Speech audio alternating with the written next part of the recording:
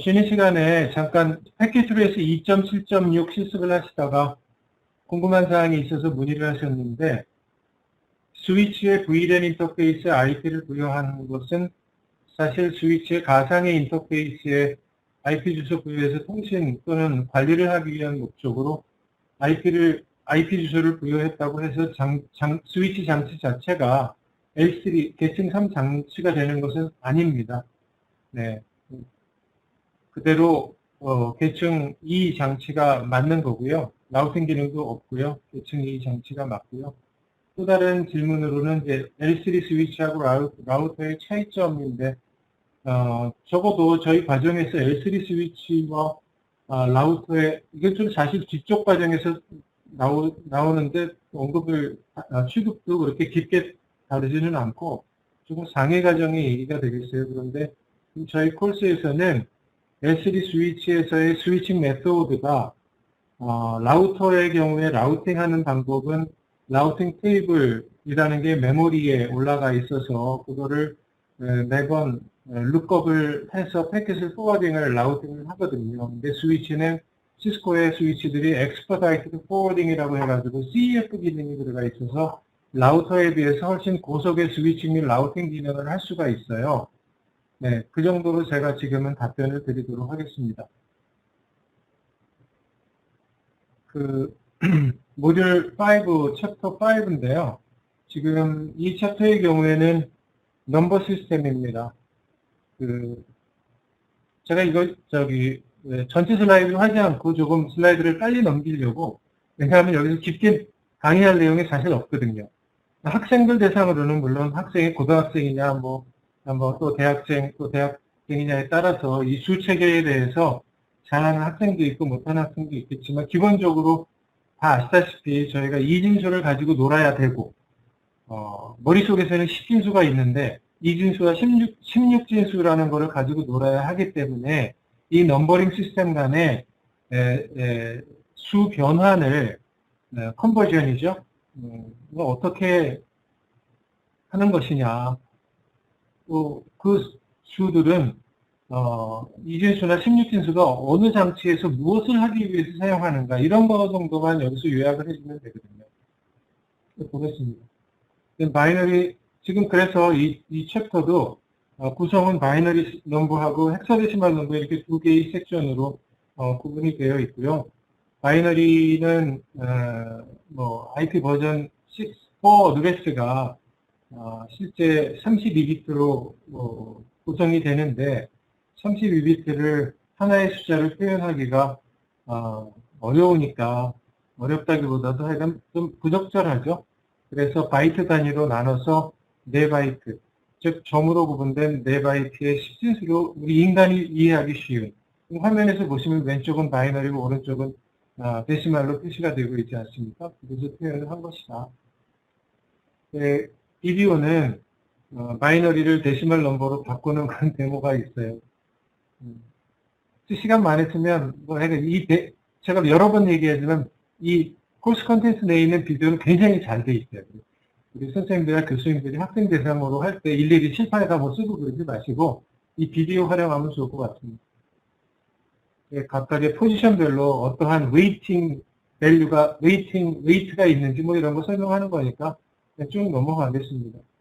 정작 중요한 거는 우리가 이진수를 10진수로 또는 이진수를 16진수로 바꾸는데, 사실 8비트까지만 거의 대부분 사용을 하고, 그 이상, 즉 9비트, 9, 10, 11비트의 숫자를 10진수나 헥사데시말 넘버로 바꾸는 경우는 없거든요. 그래서 사실 수 체계를, 즉 이진수를 10진수를, 10진수를 이진수로, 이런 것까지 강의라기보다는 8비트로 바이트 단위의 이진수를 10진수로 빨리 바꾸고 그거를 IP 주소화해서 서브네팅을 하고 이런 거를 위해서라면 적어도 이 128, 64, 32, 16, 8421이 어떤 조합을 가질 때 어떤 수가 예를 들어서 192라는 수가 많이 나오죠. 160이라는 수가 많이 나오죠. 그거는 바로 11, 000000, 또 101, 000000, 이런 식으로 바이너리로 표시된다라는 거는 이것도 여러 번 하면은 연습을 계속 하면은 외우지 않아도 쉽게 되거든요.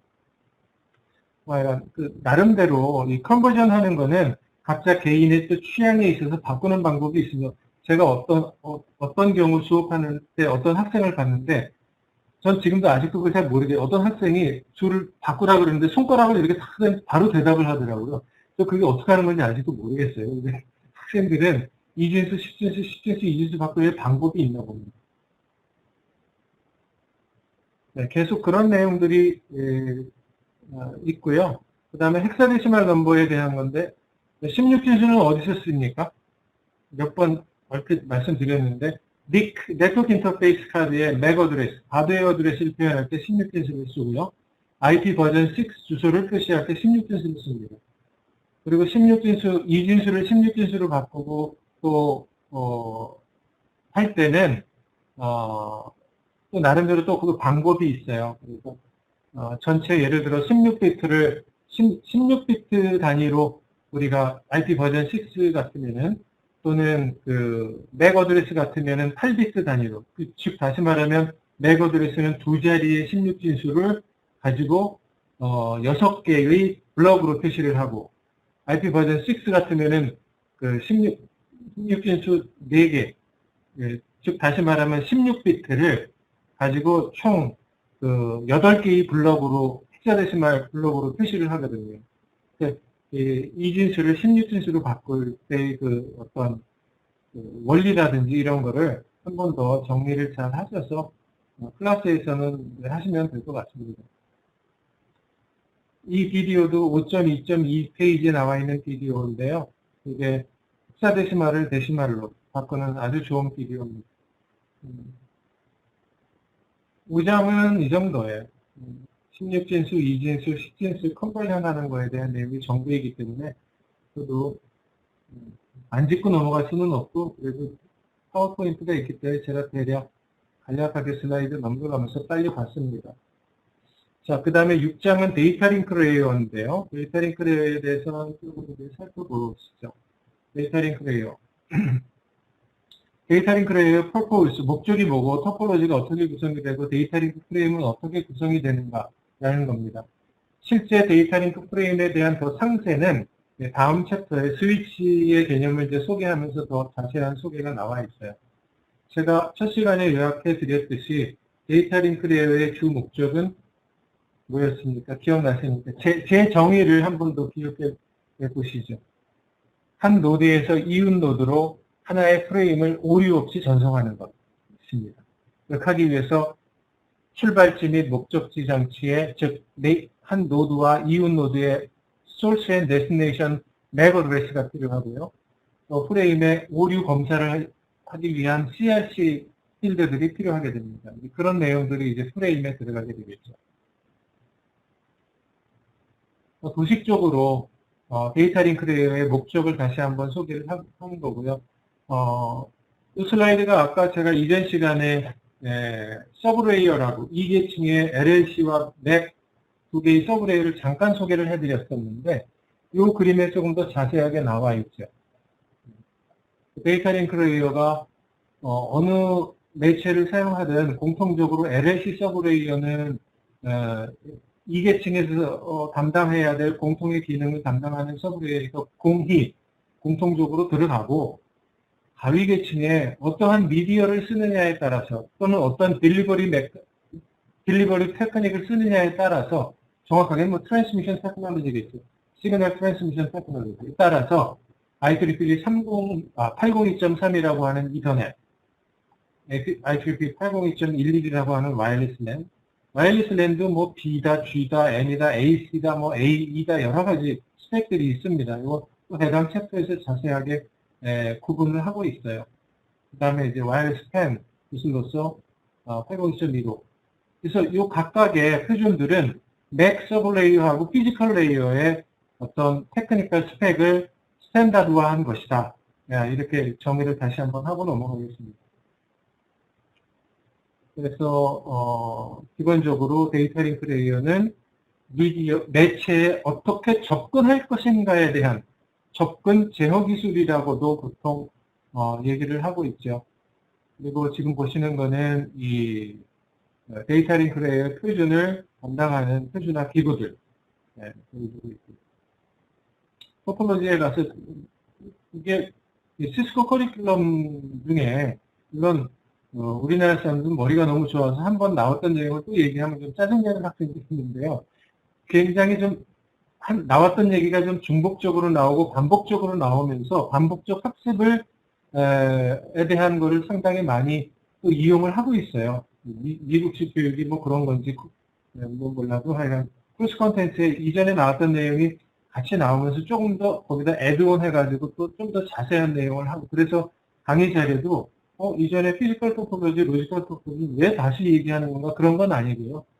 이전에 개념을 불러와서 여기다 애드온 해가지고 토폴로지에 대한 이계층이 어떠한 기술을 사용하느냐에 따라서 토폴로지가 또 어떻게 다양하게 나타나는지를 또 추가로 소개를 하고 있는 겁니다.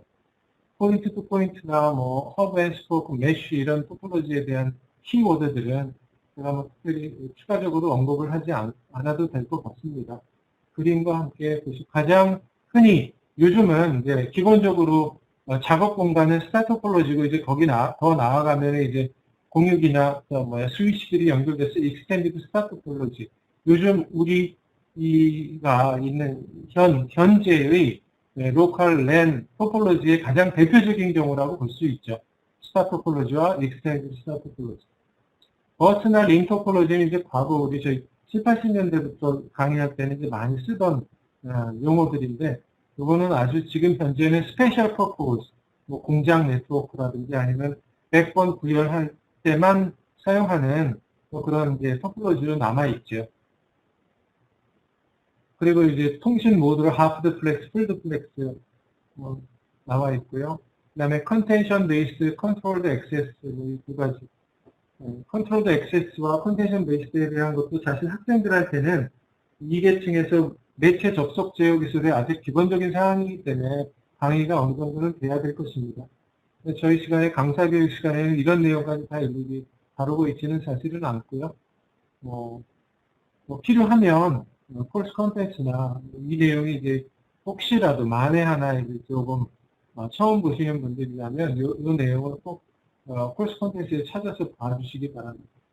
기본적으로는 저희가 CSMA-CD나 CSMA-CA 기반으로 CSMA-CD는 이제 유선 쪽이고 CA는 이제 무선 쪽인데 이 설명을 쭉 하고는 있지만 사실 요즘 이 컬리전 왜냐하면 이게 다 하프드 플렉스 모드를 쓰는 경우에 컬리전 어버이던스 또는 컬리전 디텍션 하기 위한 메커니즘인데 요즘에 풀드 플렉스로 다 PC들이 호스팅 디바이스들이 연결되어 있기 때문에 현재 우리의 고민거리는 아니거든요. 모든 장치들이 풀드 플렉스로 쉽게 얘기하면 전용으로 송수신 채널을 다 갖고 있는 건데 뭐 저만 해도 한 10년 전만 해도 이거 강의에서 많이 강의를 하고 그랬는데 요즘은 강의 잘 안 합니다. 사용하고 있는데 원리를 알아야 된다라는 측면에서는 학생들한테는 강의가 되는 것이 그래도 바람직하지 않겠나라는 생각을 하고 있어요. 근데 실제 2계층의 데이터 링크 레이어 프레임의 어떤 스탠다드들을 조금 살펴보겠습니다. 기본적으로 어떤 2계층 프로토콜이든지 간에 헤더가 있고 데이터가 있고 트레일러가 있습니다. 물론 트레일러는 있는 경우도 있고 없는 경우도 있을 수는 있어요. 프로토콜에 따라서. 근데 대부분 일반적으로는 이와 같이 헤더와 데이터가 중간에 있고 앞쪽에 헤더, 뒤쪽에 트레일러가 있다라고 이렇게 얘기를 하시면 돼요. 여기서 얘기하는 데이터는 바로 상위 계층인 IP 패킷 또는 IP 데이터그램을 의미하는 것이죠. 일반적인 형식입니다. 방금 얘기했듯이 위쪽 계층에서 데이터, 패킷이라고 하는 데이터를 받아서 앞쪽에 헤더를 놓치고 트레일러를 놓치는데 앞쪽의 헤더는 더 자세하게 이 계층에 대한 얘기를 하고 있으니까 프레임이죠. 프레임이 언제 시작을 하는지를 나타내는 프레임 스타팅 딜리미터라는 게 있어요. 이것도 역시 레이어 2 테크놀로지가 어떠한 프로토콜이냐에 따라서 프레임 스타트 필드를 구성하는 비트 패턴이 다 다릅니다. 그러니까 그런 필드가 지나고 나면 어드레싱이라는 게 여기 바로 어드레싱이 얘기하는 게 목적지 장치의 맥 어드레스 및 출발지 장치의 맥 어드레스가 여기 들어가는 거죠. 그 다음에 유형이라는 게 있고, 이게 내가 이 2계층 프레임이 실어 나르는, 즉 2계층 프로토콜에 봤을 때 자기의 승객이 누구냐면 3계층 데이터잖아요. 이 3계층 데이터인데 3계층에서 내려오는 데이터도 어떤 프로토콜 데이터 유닛인지를 여기 이 타입이라는 필드에서 정의를 해주게 되어 있습니다. 그 다음에 이제 컨트롤이 혹시 필요하다면 컨트롤 필드가 들어가게 되겠고요. 그 다음에 이제 뒤쪽에는 아까 얘기했듯이 2계층의 주요 기능, 다시 이제 귀에 자꾸 못이 박히도록 말씀을 드리지만, 한 장치에서 이웃 장치로 하나의 프레임을 오류 없이 전송하는 역할을 담당한다고 했으니 에러 디텍션 테크닉이 들어가야죠. 보통은 여기 이제 CRC 코드가 들어가게 됩니다. 프레임 체크 시퀀스 또는 사이클릭 리던던시 체크라고 해서 이더넷의 경우에는 32비트짜리 CRC 코드가 들어갑니다. 그리고 프레임이 이제 끝났다라는 것을 알려주는 필드가 이것도 역시 L2 프로토콜에 따라서 프레임 스탑 필드가 들어가는 것도 있고 들어가지 않는 것도 있습니다. 그러니까 지금 현재 보시는 프레임의 스트럭처는 일반적인 L2 프레임의 유형을 개념적으로 보여주는 거고, 이게 실제 프레임의 모습은 아닙니다. 이 각각의 필드별로 어떤 구체적인 어떤 프로토콜을 사용하느냐에 따라서 구체적인 필드 값이 들어가야 하기 때문이죠.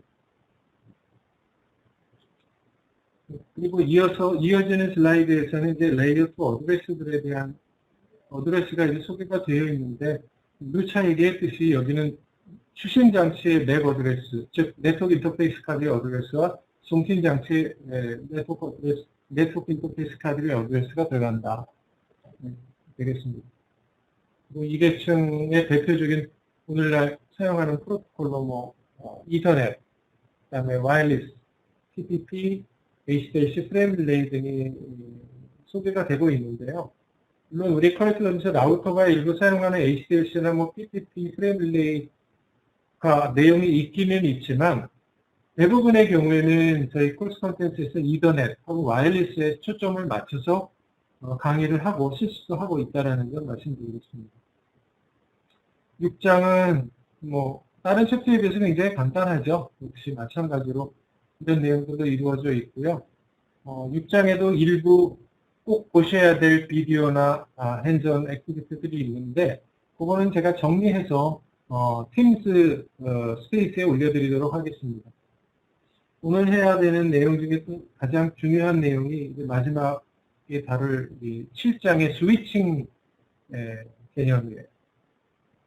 2계층에 대한 일반적인 소개를 챕터 모듈 6에서 했다면, 모듈 7에서 실제 레이어 2 장치가 동작하는 그런 방법에 대해서 더 자세히 소개를 하고 있는 겁니다.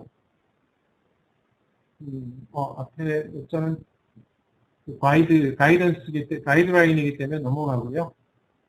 그렇습니다. 이전에 프레임을 앞에서는 레이어 2, 일반적인 레이어 2 프레임의 포맷을 보여드렸고요. 이 7장에서는 이전의 프레임의 실제 모습을 보여드릴 겁니다.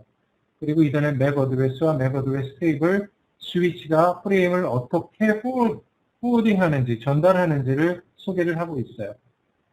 이전의 프레임을 먼저 보죠. 아까 말씀드렸다시피 또 반복적인 내용이죠. 802.3 A.3 IEEE 802.3 스탠다드가 인터넷에 대한 내용이고, 역시 마찬가지입니다. 중복된 슬라이드가 계속 나옵니다. 그래서 이전의 프레임과 이전의 어드레싱 에러 디텍션, 앞장에서 이미 다 언급한 내용인데, 이런 것에 초점을 맞춰서 강의를 진행을 하겠다. 그리고 아까도 언급했듯이 CSMA, CD, 이더넷 그러면 802.3 그러면 항상 CSMAC들을 강의하게 되어 있었어요. 이제는. 왜냐하면 이제 하프드 플렉스 또는 컬리전 디텍션에 대한 개념을 학생들이 알아야 되기 때문에, 아까 제가 역시 말씀드렸다시피 요즘 다 폴드 플렉스로 하기 때문에 거의 이 내용이 사실 필요하지는 않습니다. 저희가. 자, 이제 실제 이더넷 프레임의 필드입니다. 이 내용은 매우 중요한 내용이기 때문에 물론 잘 아시는 분들도 상당수 있으리라 생각하지만, 이더넷 프레임 필드를 처음 보셨다면 꼭 암기하셔야 될 정도로 중요한 내용이기 때문에 꼭 숙지하시기 바랍니다. 처음에 8비트는 프리앰블 또는 스타트 프레임 딜리미터 SFD라고 얘기를 해서 이더넷 프레임이 시작하는 지점을 알려주게 되어 있어요. 그래서 이 프리앰블이나 스타트 프레임 딜리미터는 이 뒤에 있는 데스티네이션 맥 어드레스에서 저 뒤에 FCS까지는 나오지 않는 비트 패턴이 여기 들어가게 되어 있어요. 실제 구체적으로 이더넷 2에서는 64비트가 뭐 10101010이 계속 반복되다가 마지막 64번째 비트가 11로 끝나는 형태입니다. 그거를 이제 표준화된 프리앰블 또는 SFD 패턴으로 사용을 하고 있어요. 그래서 모든 네트워크 인터페이스 카드, 모든 스위치 포트들은 프레임의 시작점은 정확하게는 이 슬라이드에서 보면 데스티네이션 맥 어드레스가 시작하는 지점이 사실 프레임의 시작 지점이에요. 프리앰블이나 SFD는 프레임에 포함되는 필드로 보지는 않습니다. 프레임의 시작점을 알려줄 뿐. 그래서 모든 네트워크 인터페이스 카드나 스위치는 SFD, 프리앰블 패턴을 계속 들여다보고 있다가 101010 하다가 11을 딱 끝나면 거기서부터 이제 프레임이 시작됐구나. 데스티네이션 맥 어드레스를 이제 해석해야지. 이렇게 시작을 하는 겁니다. 6바이트의 목적지 맥 주소가 들어오고요. 다시 6바이트의 소스 맥 주소가 들어오고 있고요. 질문하시다가 먼저 답변을 드리자면 주소는 대부분 IP 주소나 TCP/IP 포트 넘버 그러면 출발지, 목적지, 순서가 그렇게 대부분 나오는데 이 계층의 주소만은 목적지 주소가 먼저 나오고 출발지 주소가 나중에 나와요.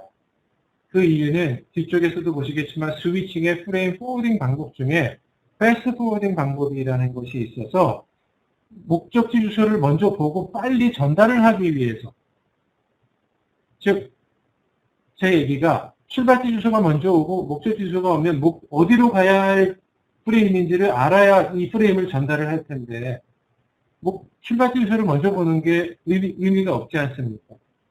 지금 프리앰블을 쭉 들여다보고 있다가 목적지 주소가 지금 이후에 들어오는 프레임의 목적지가 어디인지를 먼저 파악을 해야 빨리 보낼 수 있지 않겠습니까? 제가 여기서 얘기하는 빨리 보낸다는 거는 프레임 전체, 지금 FCS까지 총 예를 들어서 맥시멈 1518바이트를 받기 전에 받는 대로 보낸다라는 얘기예요. 그러기 위해서 그런 목적을 위해서 목적지 맥 주소가 먼저 왔다라는 말씀이고요. 그 다음에 소스 맥이 들어오고, 그 다음에 2바이트짜리 타입 또는 랭스 필드가 들어옵니다. 타입은 아까도 얘기했듯이 이 프레임이 실어 나르는 중간에 있는 데이터, 즉 IP 패킷이 어떤 유형의 프로토콜인지를 나타내는 것이고, 왜 여기서 슬래시 랭스라고 했냐면 보통 이터넷을 이제 고정된 크기라 하면 1500바이트로 픽스를 해서 쓰는 경우가 있고 가변으로 쓰는 경우가 있어요. 가변으로 쓸 경우에는 여기 타입 랭스 필드에 랭스가 들어가게 되어 있습니다. 즉 중간에 있는 데이터가 몇 바이트인지, 다시 얘기하면 이 프레임은 몇 바이트짜리 프레임인지를 알려줘야만 프레임이 언제 끝난다라는 것을 알게 되지 않겠습니까? 이전 챕터에서 봤을 때 프레임 스탑 필드가 있었어요. 어떤 경우에는, 어떤 레이어 2 프로토콜 또는 어떤 레이어 2 전송 기술의 경우에는. 그런데 이 이더넷 프레임은 보시면 알겠지만 FCS가 에러 체크하는 필드고 그 뒤에 프레임이 끝났다라는 정보는 별도로 넣지 않고 있거든요. 그 때문에 프레임이 끝난 것을 알려면 정확하게 모든 프레임이 동일한 크기를 가지거나 가변 크기를 가진다면 이 타입 랭스 필드에 길이 정보를 넣어줘야 한다는 겁니다. 그거는 이제 이 2바이트 정보 중에 앞쪽에 어떤 코드로 시작하느냐에 따라서 타입이 될 수도 있고 랭스가 될 수 있다는 겁니다. 그 다음에 데이터는 최소 이게 46바이트에서 아마 1500바이트까지 갈 수가 있는 거고요. 맨 뒤쪽에는 이제 CRC, 이 커리큘럼에서 CRC 계산하는 방법까지 강의해주고 있지는 않은데요. 혹시 나중에 각 교수님들께서 강의를 하시는 과목에서 이런 부분도 좀 필요하다면 CRC 계산이나 물론 이제 그 책선 계산하는 방법은 이제 상위 계층에서 하는 건데 그런 것도 강의 자료에 또 포함시켜서 하시면 좋을 것 같습니다. 저희 이 과정에 한정해서 말씀을 드리자면 이 슬라이드에서는 추가로 이렇게 프레임의 어떤 필드 구성과 함께 지금 내용 중에 중간에 보시면은 그 64바이트보다 제가 어노테이션을 할까요? 네. 지금 여기서 보시면은 64바이트보다 작거나 또는 이제 1500바이트보다 큰 프레임이 들어온 경우를 얘기를 하고 있거든요. 이거는 여러 가지 시험에서 많이 물어보는 내용입니다. 그래서 한번 짚고 넘어가려고 하는데요. 지금 프레임 구조에서 보시다시피 이더넷 프레임은 절대로 64바이트보다 작거나 1518바이트보다 클 수가 없어요. 왜냐하면 헤더가 맥 어드레스가 6바이트, 6바이트, 타입 랭스가 2바이트, FCS가 4바이트에서 총 18바이트가 오버헤드로 들어가 있고요. 데이터는 최소 이게 슬라이드 번호가 잘못되어 있는 46바이트. 그래서 18 더하기 46 하면 64바이트가 되거든요. 근데 최소한 64바이트보다는 커야 된다는 겁니다. 이더넷 프레임이. 그리고 데이터의 최대 크기가 1500이기 때문에 오버헤드까지, 즉 헤더하고 트레일러까지 포함하면 1518바이트를 넘을 수가 없어요. 그렇겠죠. 그래서 64바이트보다 크기보다 작은 프레임이 들어오면 이거는 보통 발생하는 원인이 여러 가지가 있겠지만 대개는 하프 듀플렉스 경우에는 컬리전이 생겨서 다른 프레임하고 이제 충돌이 됐다라는 겁니다. 또는 컬리전 또는 런트 프레임이라고 모자란다라는 뜻이잖아요. 이렇게 불리고 있고 이런 프레임은 버리게 되어 있습니다. 이걸 수신한 네트워크 인터페이스 카드나 스위치가. 반면 1500바이트보다 큰 거는 점보 프레임 또는 베이비 자이언트 프레임이라고 불러서 이거 역시 어떤 문제가 있어서 들어온 프레임으로 우리가 해석을 하고 있어요. 물론 경우에 따라서는 점보 프레임을 허용하는 그런 설정을 해놓을 수도 있습니다. 네트워크 환경에 따라서. 근데 지금 현재로서는 그거는 이제 나중에 또 저희가 좀 자세하게 다룰 것이고, 현재로서는 이더넷 프레임은 최소 64에서 최대 1518까지 이미 그 크기를 위반하는 프레임은 런트 프레임 또는 자이언트 점보 프레임이라고 해서 오류가 있는 프레임이다라고 현재로서는 이해를 하시고, 그런 경우에는 스위치가 에러 카운트를 인크리먼트 한다든지 드로핑 한다든지 이런 처리를 한다라고 이해를 해주시기 바랍니다. 와이어샥을 이용을 해가지고 이 이더넷 프레임을 조금 더 자세히 분석하는 랩이 있어요. 제가 그래서 아까 첫 시간에 와이어샥 잠깐 보여드린 게 있는데요. 지금 이더넷 프레임이 이 부분이거든요. 지금 화면에 보이시죠?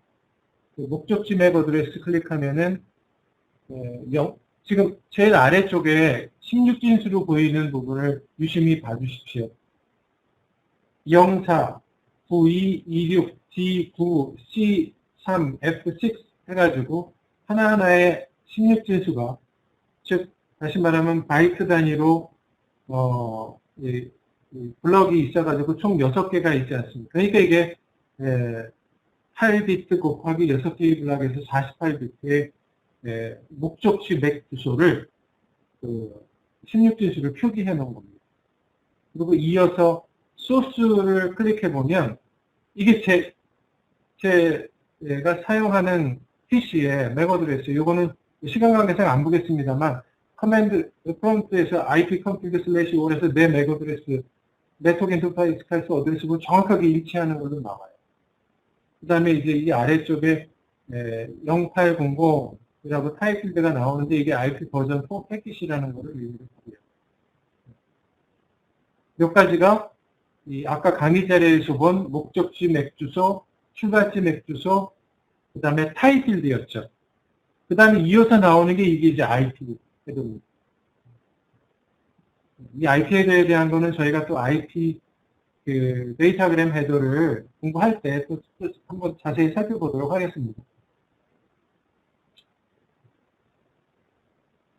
네, 지금 1섹션 마치면서 와이어샵을 이용해서 이더넷 프레임 분석해보라는 실습이 있어서 제가 잠깐 데모를 보여드린 거고요. 이 섹션에서는 이더넷 맥 어드레스에 대한 내용이 나오는데 48비트의 이진수를 어떻게 표현하는가에 대한 거고, 이건 제가 시간 관계상 좀 스킵을 할게요. 간단히 슬라이드만 보고. 다만 자꾸 스킵을 하려고 해도 중요한 내용이 나오면 언급을 안 할 수가 없는데, 48비트가 정확하게 중간을 나눠서 앞쪽에 24비트는 어떤 의미고 뒤쪽에 24비트는 어떤 의미다라는 거를 혹시 모르시는 분이, 처음 듣는 분이 있다면 이번 기회에 확실히 이거를 알아두시기 바랍니다. 앞쪽에, 왜냐하면 이것도 시험에 많이 나오는 내용이기 때문에 앞쪽에 24비트는 이 맥 어드레스를 이 맥 어드레스가 어떤 네트워크 인터페이스 카드 또는 롬에 번드인 될 거 아닙니까? 부어질 텐데 이거를 제조하는 제조사를 의미해요. 좀 어려운 말로 Organizationally Unique Identifier OUI라고 표현이 되어 있지 않습니까?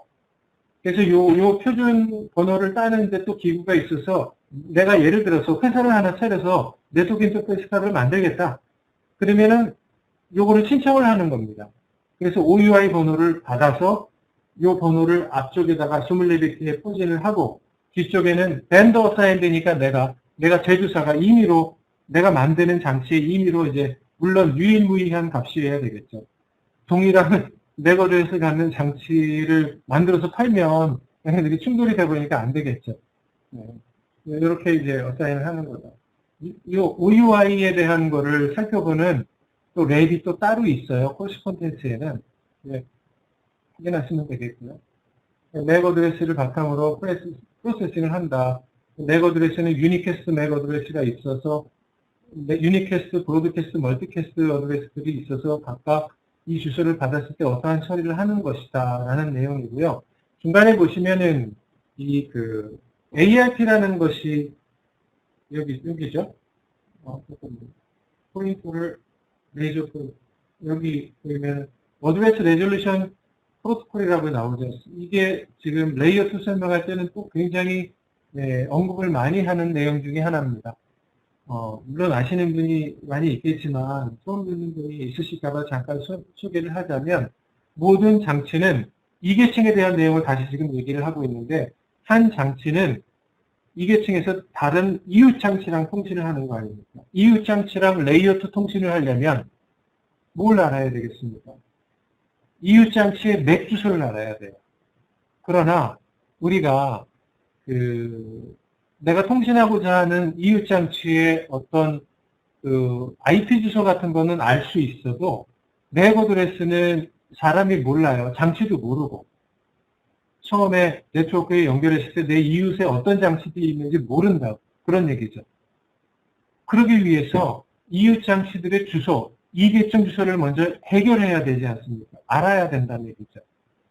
그걸 위해서 사용하는 프로토콜이 ARP, 어드레스 레졸루션 프로토콜이라는 거예요. 이거는 어떻게 하냐면 내가 상대방의 IP 주소는 알고 있거든요. 통신하고자 하는 IP 주소, 상대방 장치는 알고 있어요. 그러면 지금 슬라이드를 기준으로 소개를 드리자면 목적지 장치의 IP 주소, 그 다음에 출발지는 나니까 내 주소는 알고 있겠죠.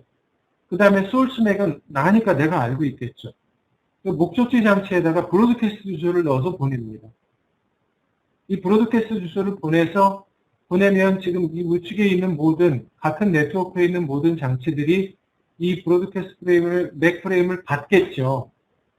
받고 해석을 하다 보면 이 3계층 주소로 목적지 장치의 주소가 192.168.1.200이라는 것이 이 프레임의 목적지 장치의 주소인데 192.168.1.200이라고 하는 이 서버 외에 다른 장치는 자기의 주소와 일치하지 않기 때문에 이걸 처리하지 않습니다. 버려버리죠.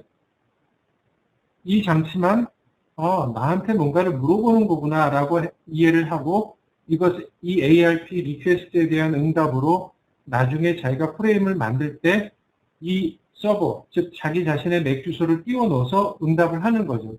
그런 절차가 이루어짐으로써 ARP, 어드레스 레졸루션이 이루어지는 겁니다. 이 절차가 한번 절차가 수행이 되고 나면 이 PC에는 자기의 ARP 테이블이 만들어지게 돼요. 그래서 IP 주소 모인 놈은 맥 어드레스가 모이다. 이렇게 해서 매칭이 이루어지는 거예요.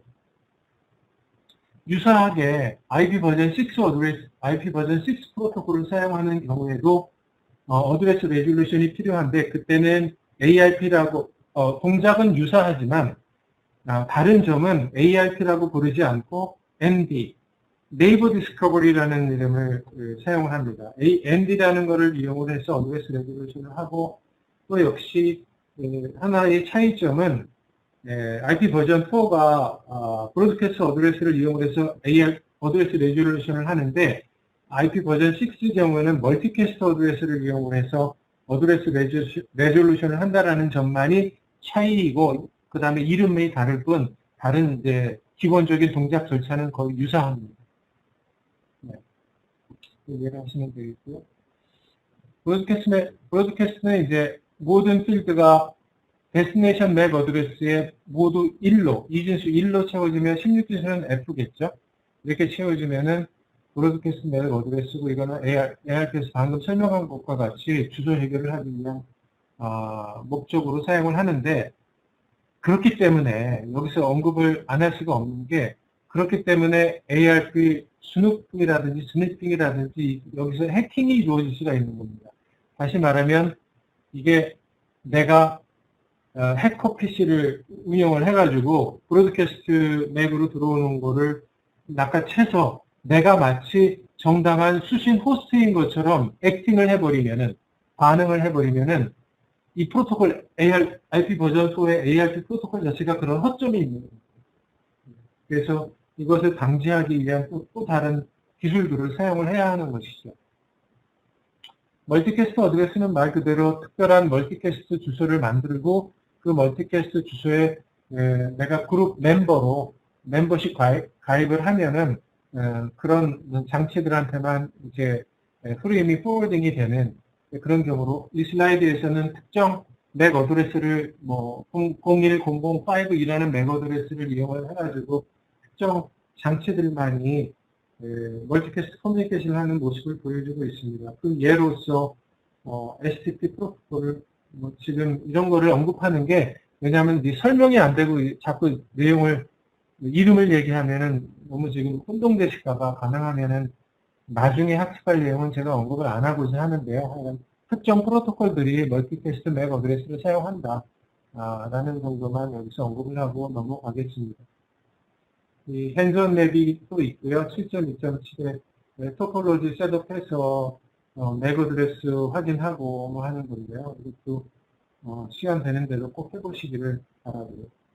마지막 섹션인지 한 3섹션에서 맥 어드레스 테이블이 잠깐 나오는데 맥 어드레스 테이블은 이제 스위치에 대한 내용을 이제 소개를 하고 있어요. 스위치의 맥 어드레스 테이블이 어떻게 만들어지는지. 스위치는 처음에 박스에서 꺼내서 네트워크에 연결하면 스위치의 맥 어드레스 테이블이라는 거는 블랭크입니다. 아무것도 없어요. 아무것도 없는 상황에서 맥 어드레스 테이블을 하나씩 만들어 나가는데 그거를 이 슬라이드에서는 run, 학습한다, 주소를 학습한다라고 소개를 하고 있죠. 학습이 되고 나서 프레임을 포워딩하게 되어 있습니다.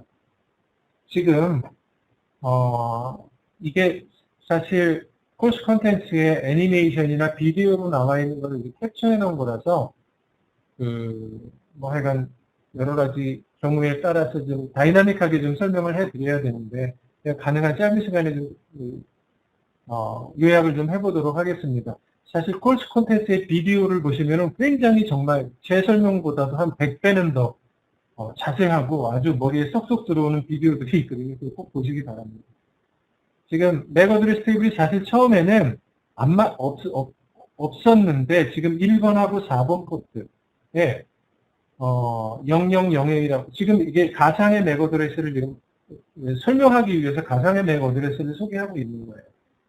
4번 포트에는 000B라고 이렇게 되어 있는 경우입니다. 그래서 만약에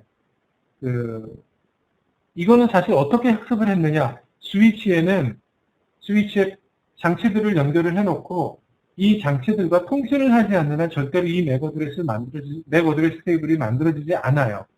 그런데 A라는 PC하고 D라는 PC하고 스위치하고 뭔가 통신을 했기 때문에 스위치가 1번 포트에는 어떤 맥 어드레스를 가진 장치가 연결되어 있구나.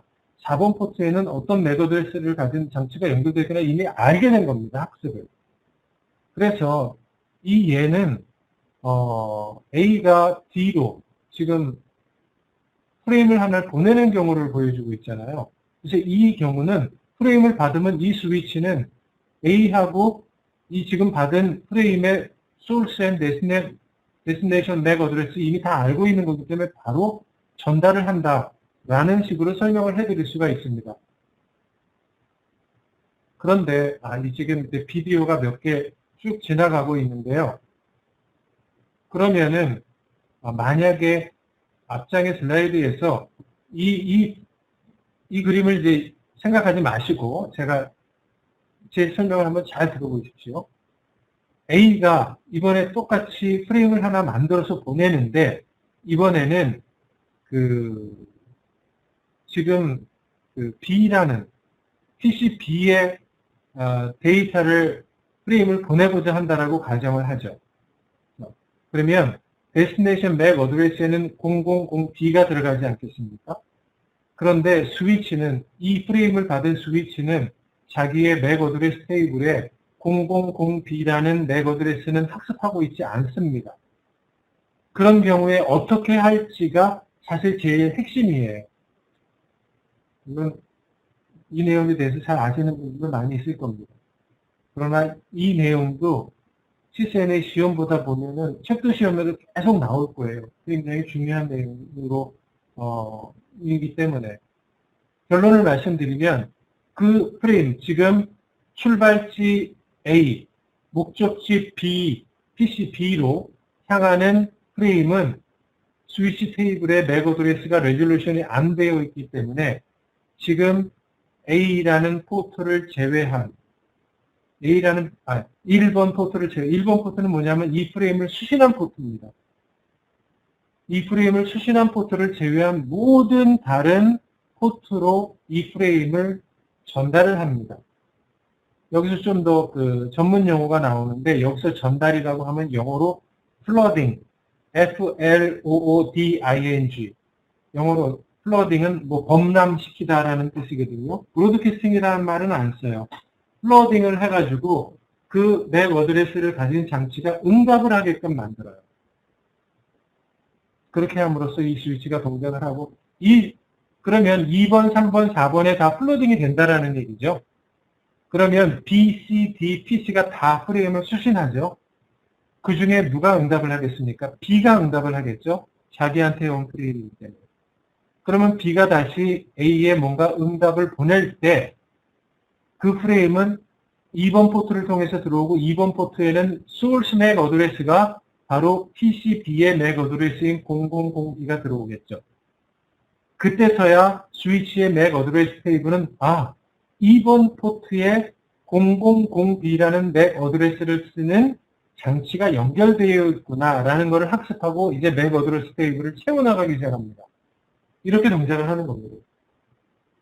이게 스위치가 맥 어드레스를 학습하는 과정을 간략하게나마 요약을 해드린 거고요. 이렇게 해서 계속 맥 어드레스 테이블이 이제 채워지고, 그럼 한 번 채워진 맥 어드레스 테이블은 영원히 있느냐? 그렇지 않습니다. 포트별로 맥 어드레스 테이블이 채워질 때마다 타이머가 만들어져요. 보통은 기본적으로는 제가 숫자에 약해서 잘 기록, 한 5분인가? 그렇게 정확한 거는 이제 코스에 나와 있는데요. 정해진 시간 동안 이 맥 어드레스 테이블을 유지하고, 물론 이거를 5분 동안 유지한다라고 5분 후에 삭제하는 것은 아니고요. 그 포트를 통해서 더 이상 활성화된 프레임의 송수신이 없을 때 없애는 거예요. 그 포트가 계속 사용 중이면은 그게 리프레시가 되겠죠. 타이머. 그래서 이러한 내용들이 비디오하고 랩에 쭉 연속적으로 나와 있기 때문에 이거를 꼭 확인하시기 바라고요. 이제 거의 마무리할 시간이 됐는데 스위치의 포워딩 모드에 대해서 간략하게 소개해드리겠습니다. 스위치의 포워딩 아까 얘기했듯이 패스트 포워딩을 제가 잠깐 언급드렸는데 스위치는 이거는 스위치 설정할 때 설정을 할 수 있고 버튼으로 설정을 할 수도 있고 뭐 제대로 설정을 할 수도 있는데요. 크게 보면은 스토어 앤 포워딩과 커트 포워딩이 있어요.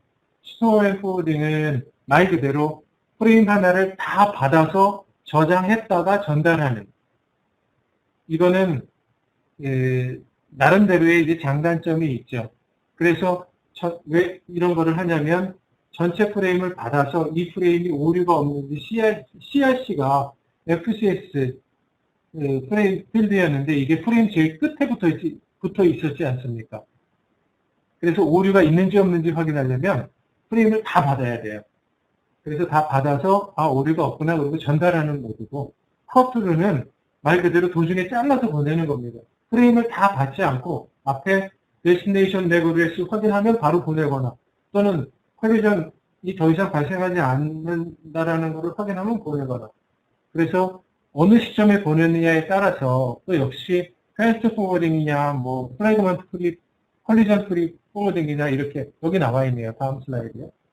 패스트 포워딩 데스티네이션 맥 어드레스 확인하면 바로 보낸다 그렇게 쓰여 있고 프래그먼트 프리는 컬리전이 더 이상 보통 한 48바이트 정도까지 받으면 레거시 이전 같은 경우입니다. 그러면 이제 프래그먼트 프리라고 보거든요. 컬리전 프리라고 말하고 유사한 내용입니다. 그런 모드가 있고요. 또 다른 또 스위치의 동작 모드 중에는 폴트 베이스드 메모리 방식과 쉐어드 메모리. 폴트 베이스는 포트 기반이니까 HOA 블러킹이라고 헤드 오브 라인 블러킹. 포트 기반으로 프레임을 쭉 쌓아 놓으면 보통 이런 설명을 많이 하죠. 포트의 맨 앞단에 막고 있는 프레임이 처리가 안 되거나 오류가 생기고 또 다른 이유에 의해서 처리를 못하고 있으면 이 뒤에 있는 프레임들은 전달할 수 있음에도 불구하고 하나의 프레임 때문에 모두가 다 블락이 되는 거거든요.